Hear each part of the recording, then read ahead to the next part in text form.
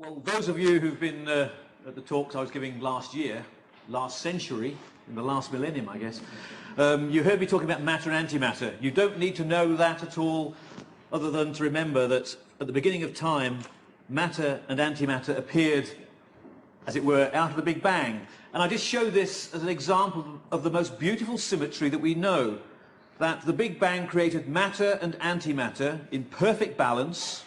They are perfect images of each other, and yet today the universe is made of matter alone. And this really puts the finger on the puzzle. How is it that the universe began so perfectly symmetric, and yet today is completely asymmetric? And this is one of the big questions that's facing my science now. And what I wanted to do was to take you in the next 2 to 3 talks through these sort of things, and just to introduce you today to symmetry and some of the surprising things that are, as you'll find, much more familiar than you perhaps realise. So to start, I thought I'd just show you a couple of slides. Have we got to put that on? To show how symmetry really has impacted right through culture. This, very hard to see, but it doesn't matter, it'll be wallpaper that I can talk to. This is a silver tray that was made about 600 or 700 years ago, and it was made by an artist who was depicting the Last Supper. And the artist was only able to do side views. And it was culturally required that if you were doing anything at all to do with the Creator, with Christ and so forth, it had to be symmetric to represent the perfection. And the artist here has taken 6 of the disciples who are facing left and 6 of the disciples who are facing right, and then has the problem of only having one Christ, and so he's made 2 of him to maintain the symmetry. So this is one example of how symmetry has been through culture from time immemorial. Now, how does it come about that I'm talking about symmetry today, and why is the series of talks called Lucifer's Legacy? So let's go to the next slide, and I'll give you a bit of the background on that. Have any of you here been to the Tuileries Gardens in Paris, in front of the Louvre? If you've not, go there. I mean, it's beautiful. This is a picture of it as it was a couple of 100 years ago. These gardens are almost pathologically symmetric. You go in the front gateway, and everything that you see on the right of the main pathway is mirrored on the left. And, you know, every seat has got a seat on the other side. Every bush and tree's got a bush and tree. Every fountain's got a fountain, and so on and so forth. And I was in there about 5 or 6 years ago, and I began to find it quite disturbing.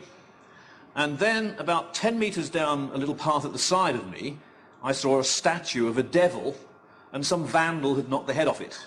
And this statue said Lucifer. And I thought, I know that behind me, 10 metres in the other direction, by the symmetry of the thing, there'll be another statue of a devil, and I expected the head of that would also have disappeared. I turned around. It was obviously not a mathematical vandal, because that one was okay.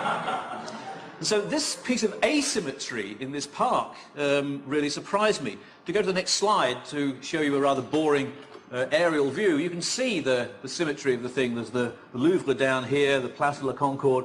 You should come in the end here and walk through the centre pathway, and you'll see this beautiful symmetry of the whole of the park with that one little piece of asymmetry. And I began to start thinking about it, and I thought, well, this is like a metaphor for the universe. You know, the beautiful symmetry of the Tuileries Gardens is like the beautiful symmetry of matter and antimatter at the start of time, and the vandalised statue is like the universe as it is today. And so I started thinking about that, and that is why the book, which Tim's very kindly mentioned, I show you here, I called it Lucifer's Legacy, because it was the legacy of me thinking about this vandalised statue of Lucifer, not necessarily implying that the asymmetry of the universe had anything to do with Lucifer as such. But if that sells more copies, why not? That was really how the generic title came about. And what I want to do is to tell you some things about symmetry and asymmetry, not least how we personally are perhaps existing because of it. And to give you an idea that the lecture is actually going to be hopefully more amusing than amazing, this is already an interesting thing. I find that a sophisticated audience like this appreciates this. I showed this to school kids, and there was absolute silence. And it actually is very profound. I mean, it's one of these things like trying to eat porridge with your fingers. The more you think about this, the deeper and deeper it gets. And I want actually to get to that. And really, it's just to pose the question to start with, when are things symmetric and when aren't they? And so that's really what I wanted to begin with. So let's look at this. Today is beautiful. You can go outside and look at the sun. Well, very quickly, otherwise your eyes will get burned. But you'll see this beautiful circle in the sky. And if you look at it in 6 months' time, you'll still see a circle in the sky, which is quite surprising because the Earth will have travelled, you know, halfway around it. And the reason it's a circle is because it's a perfect sphere. In fact, it's the most perfect sphere you can imagine. So here is an illustration of the sun, a perfect sphere. If you look at the Earth from far, far away, you also see, this is not to scale, you also see a perfect sphere, apart from rather large polar bears and penguins and things on it. And you immediately notice something here. Isn't that surprising? I mean, the Earth is a sphere, apart from sort of irregular surface features. The sun is a sphere. Individual stars are spheres. And you begin to think that spheres perhaps have something to do with life, the universe and everything. But not everything is spheres. I mean, here's something that isn't a sphere. So we're not spheres. Yet the sun, the stars, pretty well are spheres. Now, why is it? What's the difference between us and the sun? Well, the basic answer is gravity. That to form a star, pretty well all that you need is gravity. Gravity attracting things, pieces of matter, to each other from all directions the same. The basic law of gravity says that the force between two things depends on how much mass there is in them and how far apart they are, but it doesn't care what their relative orientation in space is. So gravity pulls from all, sort of sucks in from all directions the same, and so you get this beautiful spherical symmetry. That is why the sun is essentially a sphere. And that is why the Earth is nearly a sphere. I say the word nearly. I'll come in a minute to say why nearly. Well, I'll say it now. Because the Earth exists, indeed, it was formed through gravity, but gravity isn't the whole story. If I drop something to the floor, like me, I stop. I don't sink to the centre of the Earth because the floor stops me. And the reason the floor stops me is because there's other forces at work.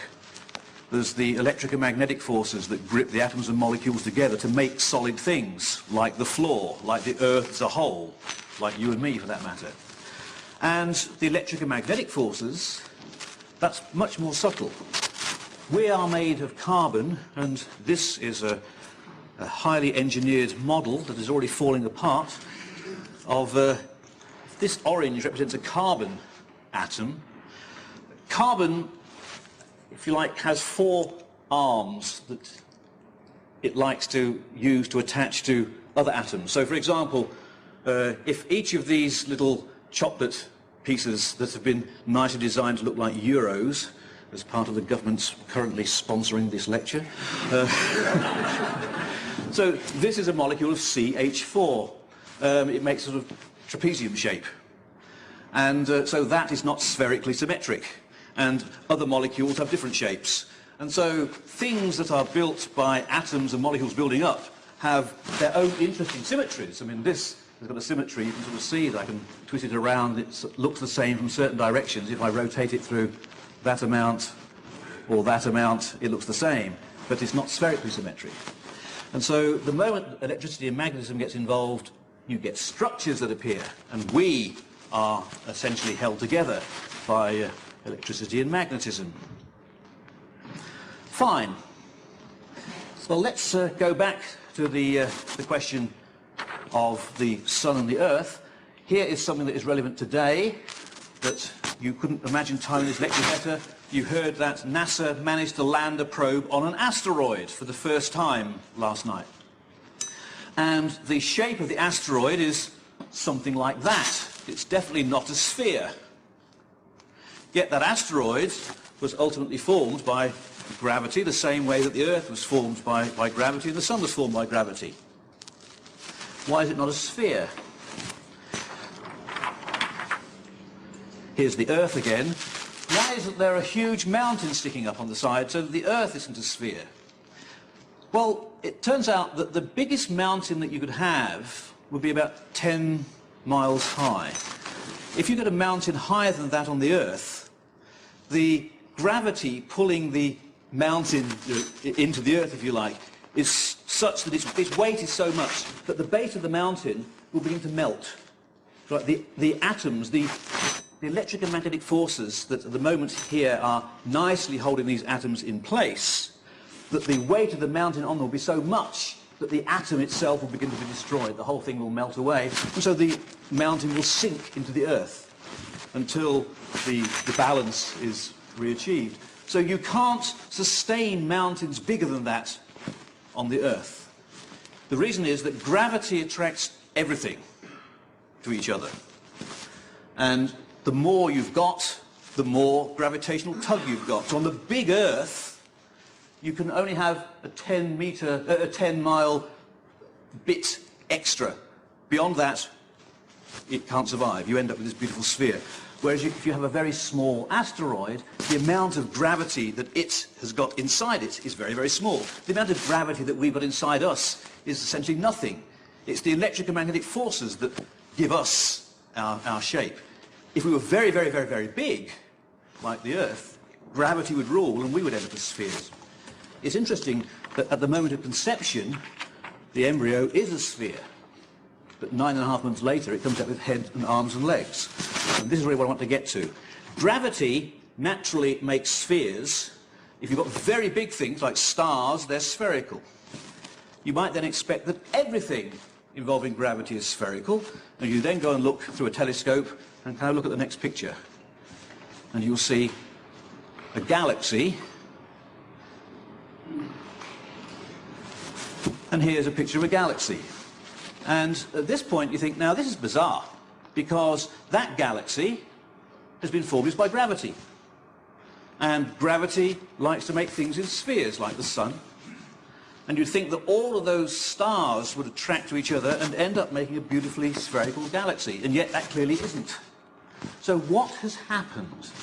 How is it that the basic law of gravity wants to make spheres, and yet it ends up making things that are not spherical? Though, in this case, you can see there is a beautiful symmetry in here, that there's a sort of mirror symmetry, that the stars out here, which maybe are hundreds of thousands of light years away from the stars over here, somehow sort of seem to know that the other ones are there. You know, this lot over here, beautifully mirrored like that lot over there. So how is it that you can have the basic law of gravity wanting to make things spherical, and yet at the scale of the whole galaxy, the symmetry that comes out can be quite different? And that's really what I wanted to get into today, and starts by talking about symmetries that fool us. So let's take it from here. Why do mirrors reverse left and right and not up and down? How many people believe that mirrors do reverse left and right? How many people believe that they don't reverse left and right? How many people don't believe anything? Right. Okay, fine. Good.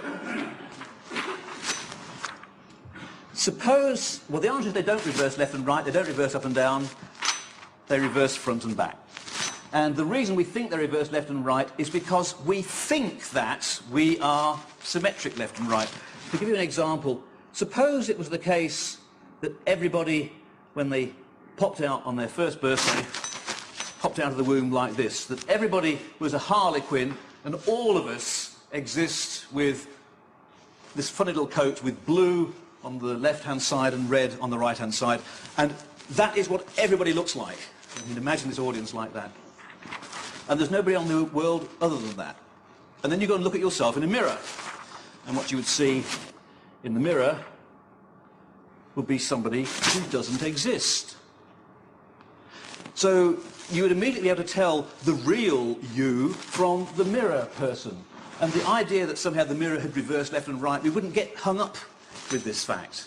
It's because we think that we are perfectly symmetric that we tend to think that mirrors reverse left and right.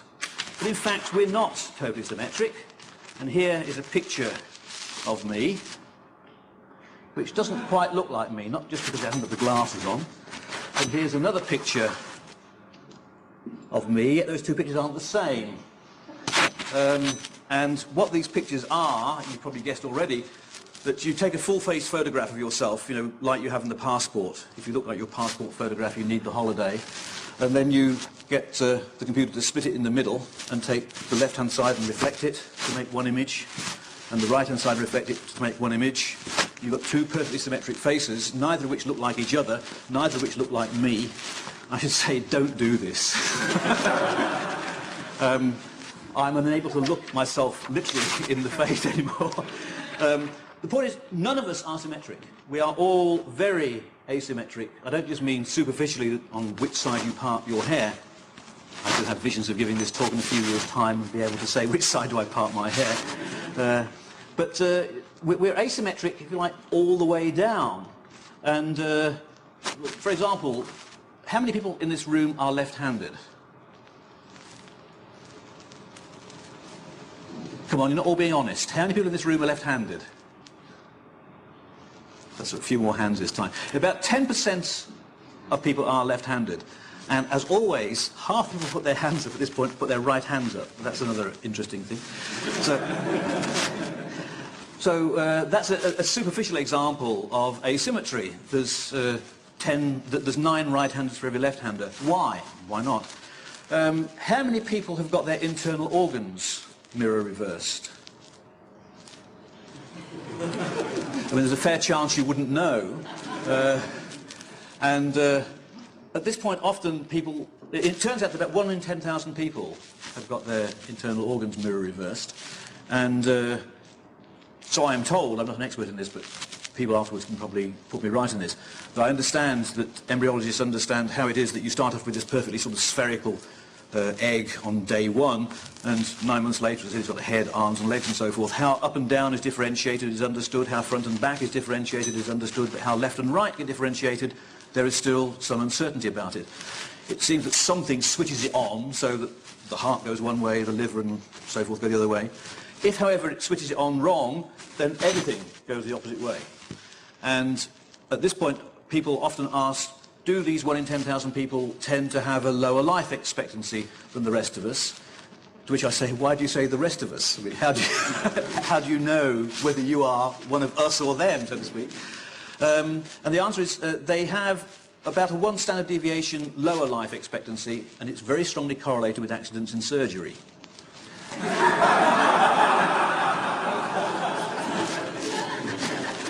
And as I say at this point, that is not... So that's an example. By the time you get down to the level of DNA and amino acids, then there's a real mirror asymmetry, and that's what I wanted to show with this highly advanced model here.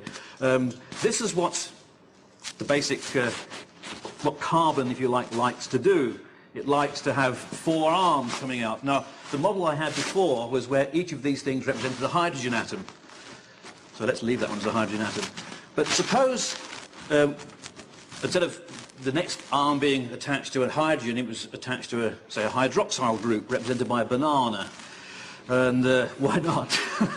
And another leg perhaps to a COOH represented by a grape. And then something on the last one to a NH2 or something like that, represented by this slice of cucumber. And I think what I have now is a perfect representation of an amino acid, and we are made of amino acids. Now, the point of this, just showing off by catching, the point of this is this, that suppose we look at that molecule, that amino acid there. Suppose that this grape and that banana had been the other way around. I mean, you've still got the same set of stuff, the same atoms and molecules and so on and so forth, but it is different in a mirror sense, that what I had a moment ago was the mirror image of what I now have. And so you have what they call the left-handed and the right-handed versions of organic molecules. And it turns out that the amino acids that we are made of and so forth tend to be one of the, let's call it the left-handed form, whereas the right-handed form is not used in living things. So we are at the molecular level already mirror asymmetric. Why it is that we're made of it that way and not the other way is an open question. It's a question which you may have answers to, and if so, I'd like to hear about it. But so we are sort of asymmetric all the way down, if you like. Now, what I like to do as well is to give you some other examples of subtle symmetries and asymmetries. I mean, Escher makes these beautiful pictures that illustrate many things, and I will use this in a different context next time. So this is a precursor or something. I mean, this is a beautiful example of you can see there's a sort of nice pattern buried in there, that you've got white horsemen going to the left and black horsemen going to the right. But this clearly is a picture that is not mirror symmetric, because if I looked in the mirror, what I would see is white horsemen going to the right and black horsemen going to the left. So it's different from its mirror image, but you can perhaps guess, or this is an exercise for the audience for next time. What would I have to do to this picture so that when I looked at it in the mirror, it would still look the same as it does now? And you can think about that for the next 4 weeks. And there's also a nice picture here, another Escher picture of geese, where you've got white geese flowing to the left and black geese flowing to the right. And if you look at that in a mirror, you will now see them the other way around. So this again is an Escher print that is not mirror symmetric. And again, I will pose as a question for next time, what would you have to do to this picture so that when you looked in the mirror, it would seem the same as you started with?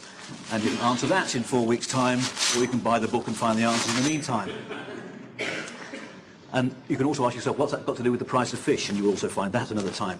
So what I wanted to do, having sort of shown you those little examples of how there is asymmetry deep down at the level of the molecules that build us up, to look at the question of where do symmetries come from and where they disappear. Can it be that the universe, which began totally symmetrically, perfectly balanced, has in some natural way ended up in this lopsided fashion, whereby life uses one set of molecules, but the mirror images are not used at all?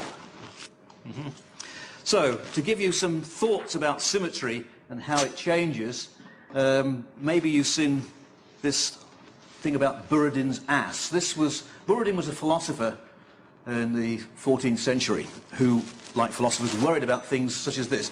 Suppose you have got a perfectly symmetric ass which is positioned perfectly symmetrically between two identical bunches of carrots. And by the symmetry of the situation, this ass can't possibly choose to go to that side any more than that side. Therefore, it will starve to death. Now, clearly this doesn't happen, but you ask yourself, why doesn't it happen? I mean, if you're a philosopher, this is a very profound question. If you're a scientist who knows already about asymmetries, you'll say, well, maybe the ass has probably got a slightly stronger right eye than the left eye, and so it will look that side rather than this side. There will be some trifling little thing that will make the ass choose one rather than the other, and the symmetry will sort of spontaneously get broken, and it will then choose one bunch of carrots and will survive. Well, a slightly less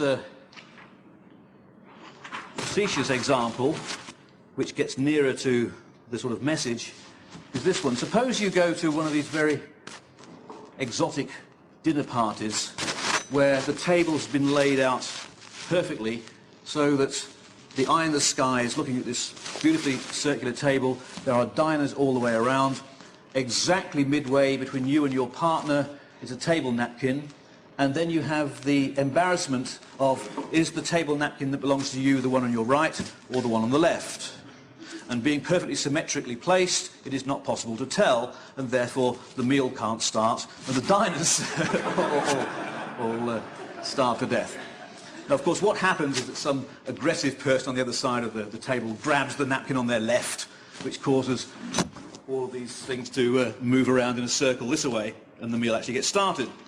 Of course, what can happen is that if it's a really huge table with maybe 200 people all around it, you could imagine that somebody on this side of the table picks up the napkin on their left, forcing all of you to be like left napkin grabbers. But over here, completely independently, somebody grabbed the napkin on their right, causing all of you to be right napkin grabbers. And somewhere about there, you have a problem, sir. On the other hand, at the other side of the table, somebody's got two to choose from. And this rather sort of silly example is at work in the way that magnets work. That if you've got a sort of a hot lump of metal where the individual atoms are like individual little magnets just wobbling around violently because it's so hot, as the metal cools down, say two of the magnets manage to sort of grip each other and line up like this, making the north poles point this way. And that sort of forces all the other magnets in that region to all sort of line up the same way. But over here, maybe they would, two magnets grab themselves like this, causing the magnets over here to line up that way. So you'll get a region of magnetism in one part of the metal like this, and a different magnetism in another part of the metal like that. Just like the different napkins, left grabbers or right grabbers. To give you an example of how things that appear to be perfectly symmetric actually lose symmetry in nature, let's look at that. This could be a perfectly circular bowl of water, and the black dot is you looking above at a stone or something that is dropping perfectly into the centre of this circle. And by the circular symmetry of the whole thing, the water will splash, and you'd expect then that there will be a perfectly circular distribution of water on the outside. And all we have to do is to find the way to make this thing... Do I have to do something else to this? I can keep talking, it's all right. But if the light doesn't come on, it doesn't go onto the screen. I've got a beautiful picture here which I can pass around, except this is a very expensive computer, so I can't.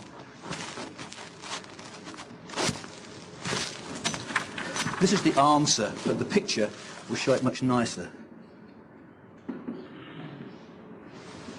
Is the lens that off? Yes. So the inside is not on. It's coming. Okay.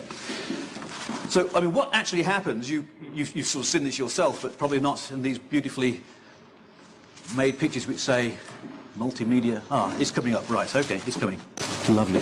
So, I mean, what Duncan tells me that he did years ago was taking high-speed film of people dropping things into glasses of water, and then you freeze-frame the thing when it hits.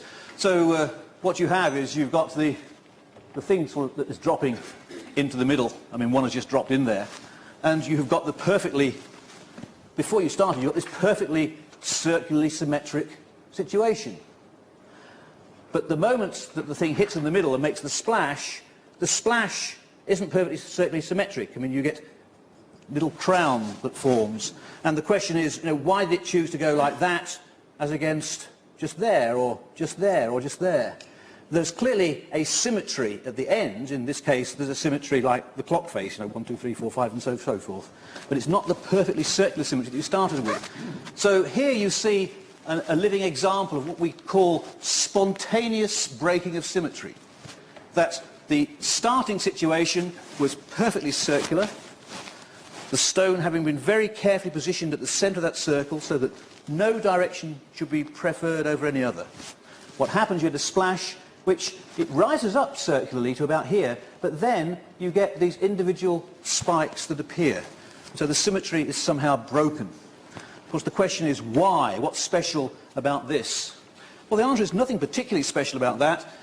Leaving that on there for a moment, another very familiar example is the formation of snowflakes. That when you've got water that is above the melting point, the individual molecules are moving around in all directions, completely spherically symmetric. As you cool the water down to freezing point, the molecules move slower and slower, and then they sort of lock in, and you get the beautiful structure of the snowflake. So instead of all directions being equally likely, you get this sort of dendril going out here and one going out here and so forth. And it's very much analogous to this, that why did I orient the snowflake that way? I mean, it could have been that way, or that way. What happens is that one of these little legs starts forming, and it forces the other one to follow suit. It's just like that example with the dinner party. One person chose the napkin on their left, and it forced all the other people to follow suit. I mean, they could have chosen it on the right and forced everybody to follow suit. So it's sort of random. So here, the moment that the first dendrite forms, say, that way, will force the other ones to follow at those particular points. And similarly here, what is happening is the water and the splash is rising up, and of course gravity is trying to pull it back again. And so it now needs to sort of fall back to the ground, but it can't, if you like, there's not enough water to do it. So the water molecules have got to sort of part at some point. Now, why should they part at this point rather than the other point? Completely random. Somebody chooses the left dinner napkin. It's just like the water here is probably a little bit thinner, and they split apart, and that then forces the other splits to take place as the way you come around. Now, what you want to know is, when does this sort of thing happen, and when doesn't it? And this is what I've got, this little demo model here to show you. This is a set of magnets. Now, if I had an individual magnet, I could point it in any direction that I like, completely circularly symmetric on the surface there. I'm assuming that the magnetic field of the Earth is so weak that I don't feel it. I can point it any direction I like. If these magnets are rotating at high energy, they can point any direction they like. So let's make them do that. So as they're whirling around, they're sort of showing perfect circular symmetry. But see what happens when they slow down.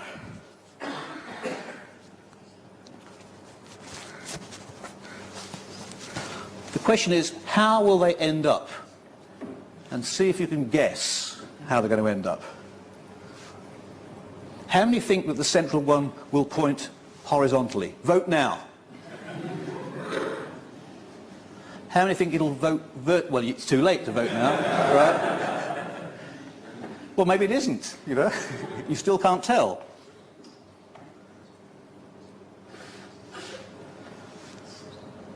So it's settled down. So what we have got is that the central one is pointing vertically, and the ones to the side are pointing horizontally. And so it's got a nice pattern there, but it's certainly a different one than we started with. I mean, not all directions now are at work. Two special directions have frozen out, if you like, and it happens to be like this. Now, there is another way this could have ended up.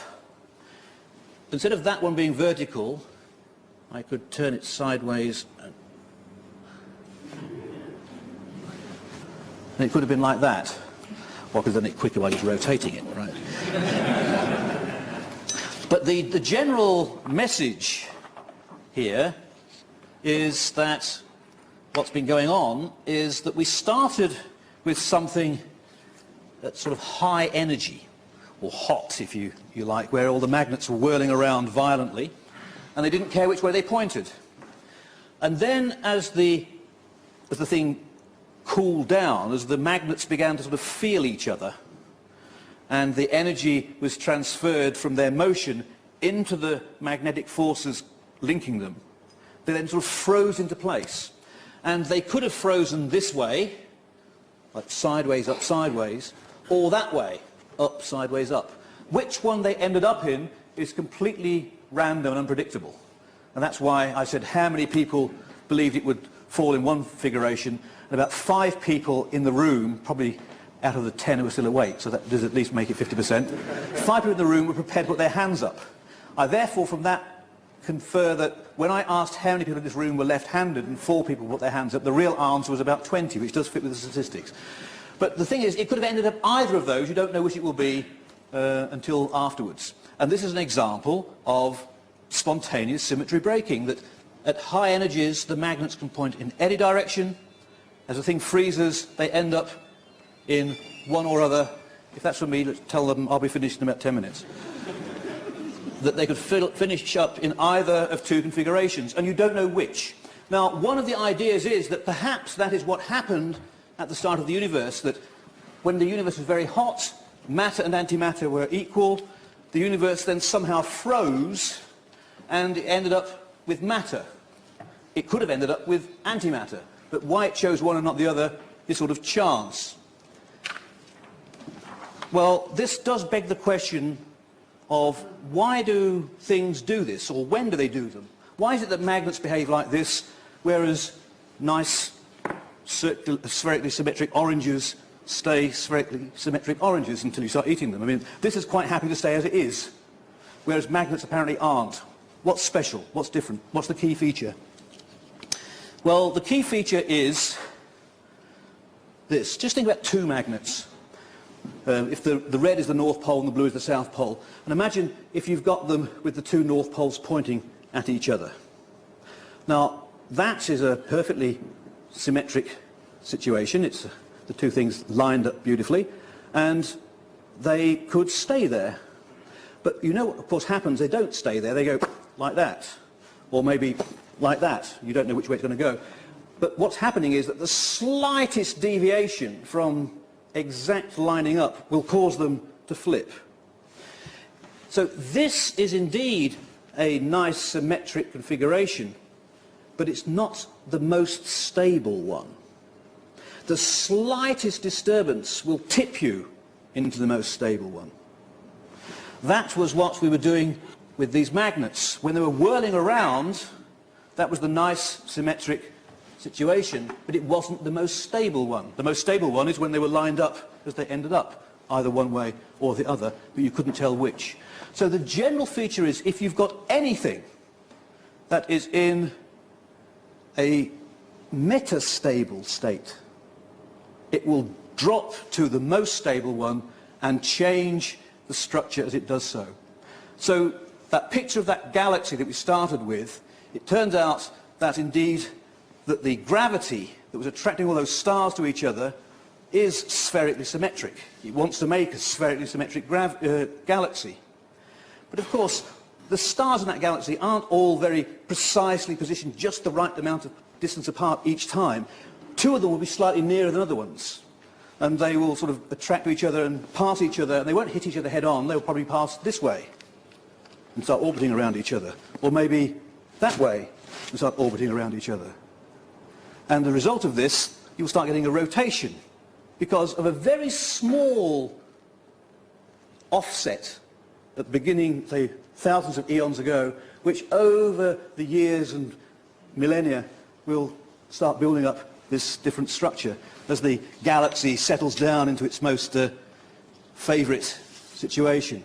So the bottom line is this, that if you have a situation which is symmetric but not the most stable possible, so it's sort of unstable, like this little stick trying to stand on its end is an example of something which in principle is stable, is symmetric, but the slightest offset it will fall to the ground and break the symmetry and go into the more stable state.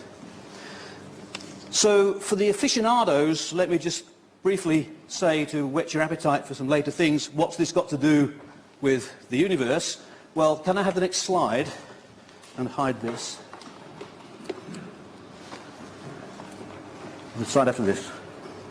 This is Peter Higgs, who has applied these ideas to the universe at large, and in next season I'll tell you about that, but very briefly for those who are here who want to know something in the last 3 minutes about this, roughly is like this.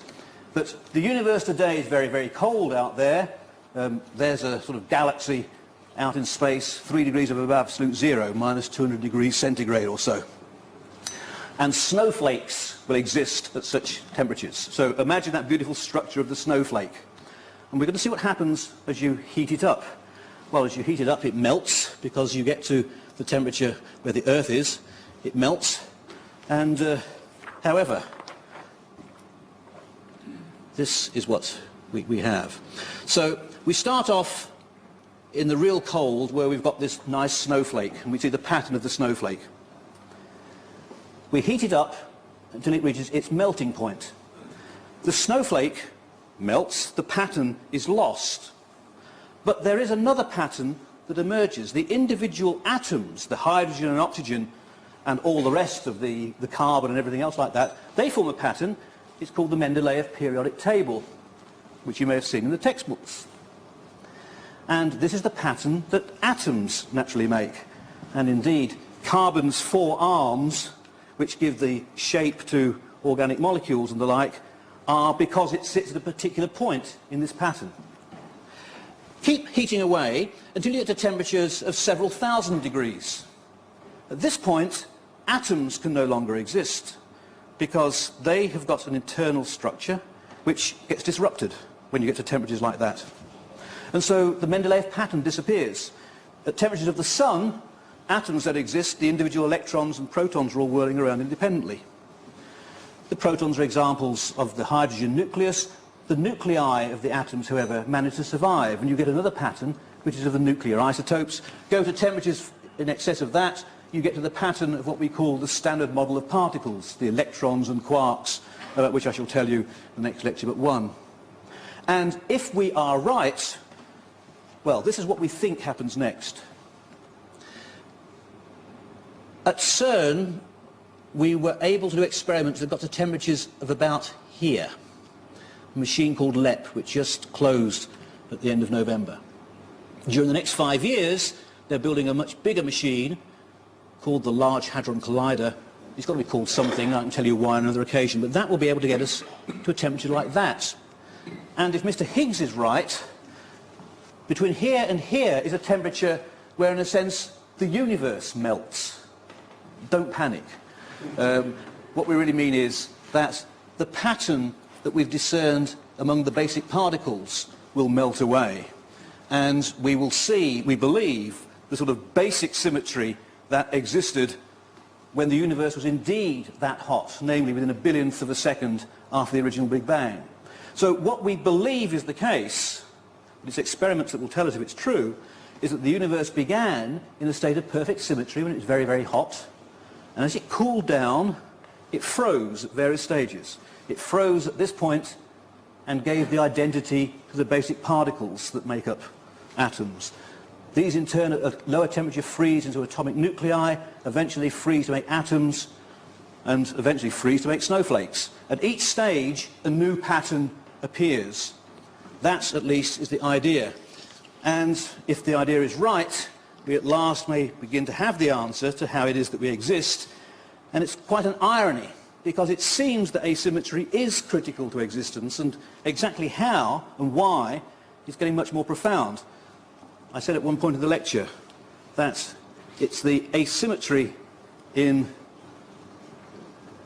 amino acids and the like, and I've lost the critical cucumber. Here we are.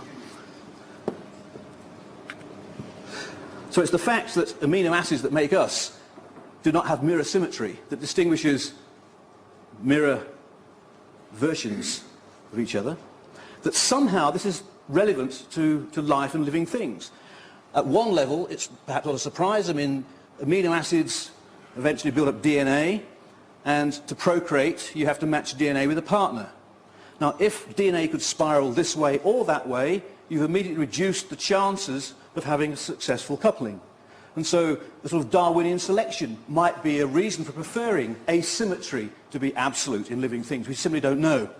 But it is quite an irony that the way that I started the book was in the Tuileries Gardens in Paris, and it turned out that I've inadvertently discovered the punchline also there, which I shall reveal in a second. So let's remind you where we've come. I started off in the Tuileries Gardens. I saw this vandalized statue. It made me start thinking about asymmetry. I went chasing asymmetry from living things right the way down, back to the start of the universe. I finished writing the book. I go back to the Tuileries Gardens thinking of a way to finally end it. I don't mean to top myself, I mean metaphorically to end the book. And of course the statue has been repaired. I'm in this perfectly symmetric garden, and I think, what would happen if I had been here today? Would I have had the idea? So can I have the last slide? One more. Right, so here we are in the Tuileries Gardens this year, perfectly symmetric again. And I leave the gardens, I cross the river. And I find myself walking through the left bank of Paris. And as you do so, you come past the laboratories where Biot, 200 years ago, discovered polarized light. Interesting example of asymmetry. And you go past the laboratory where Henri Becquerel discovered radioactivity, which, as we will see in the next talk, is an example of mirror asymmetry. I thought, I'm onto something here. And I then come to the Institut Pasteur.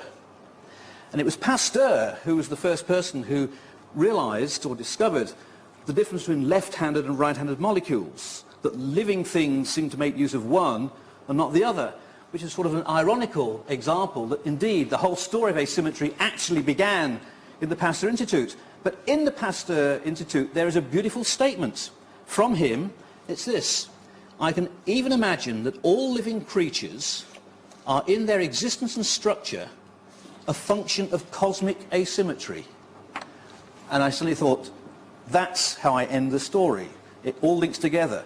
And if the experiments we're going to do at CERN in 5 years' time turn out to give us what we think, it may be that Pasteur was right. But that's a story for another time. We've now got 50 minutes for you to ask me the things you really wanted to know.